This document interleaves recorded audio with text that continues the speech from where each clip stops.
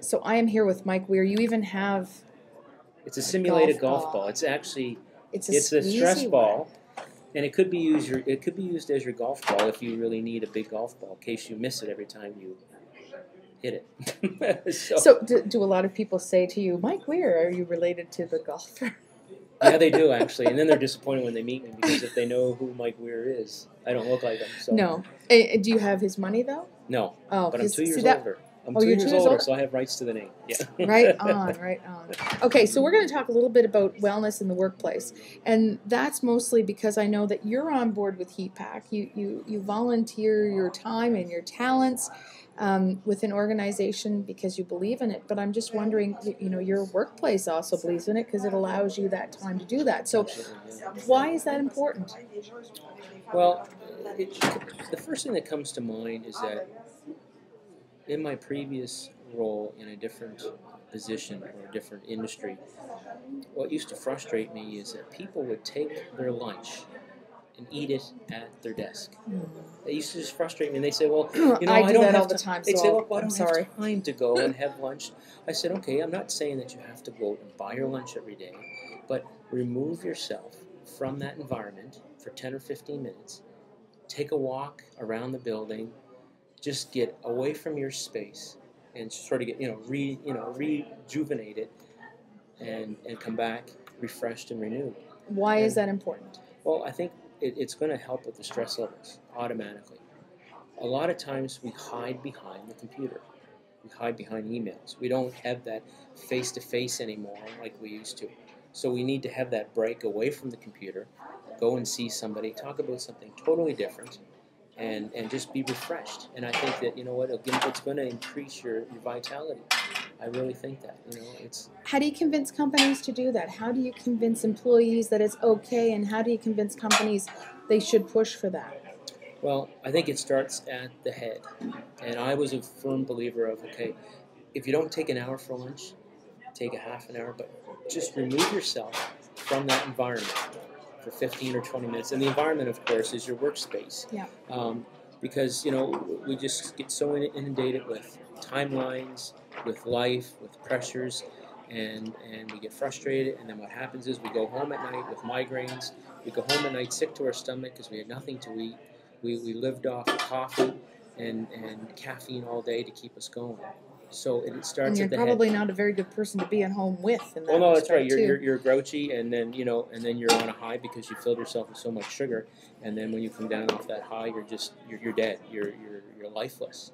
So what really needs to happen is that you need to almost have like the participation break, or it could be what we say in our business, in motion break, where everybody just leaves their stations, goes for a walk, goes outside for even 10 minutes of fresh air.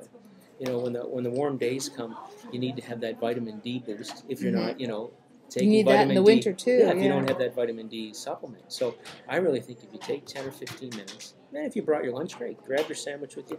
Maybe if it's nice, go sit in the picnic table out back, or if you have that opportunity, or go sit somewhere different. Change your environment and just take a few minutes and just, hey, I'm warm, I'm dry, and nobody's shooting at me, and I'm healthy today, and life is great. And that's so you're at Fundy Textiles. Yep. And what do they do there? What do you do there?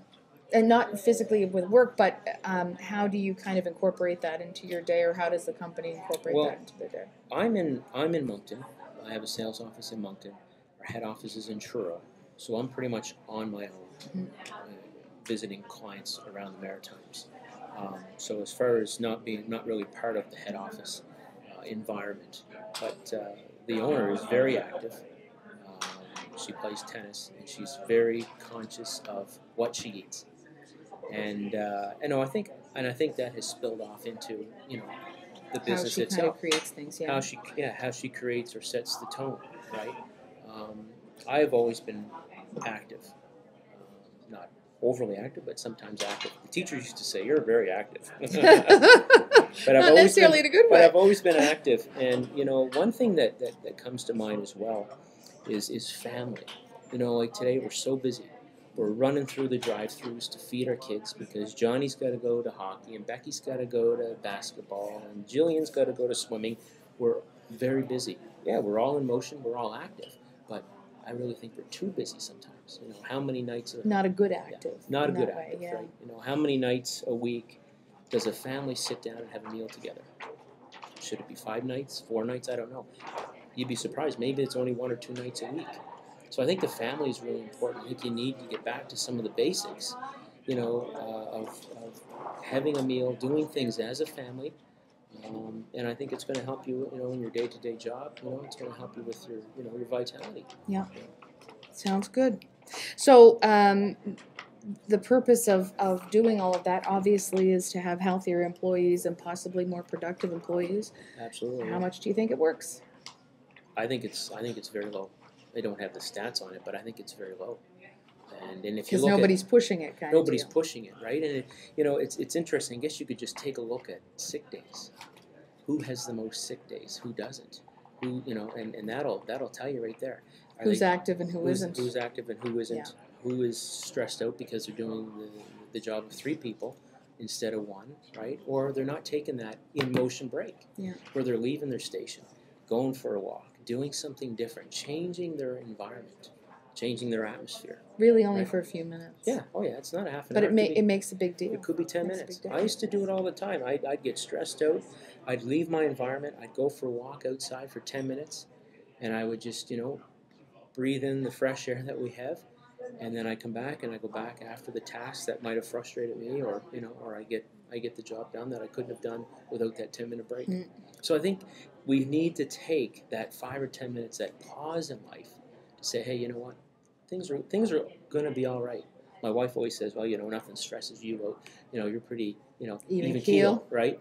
And you know what? There was a phrase that was coined that, you know, don't sweat the small stuff. You know, so.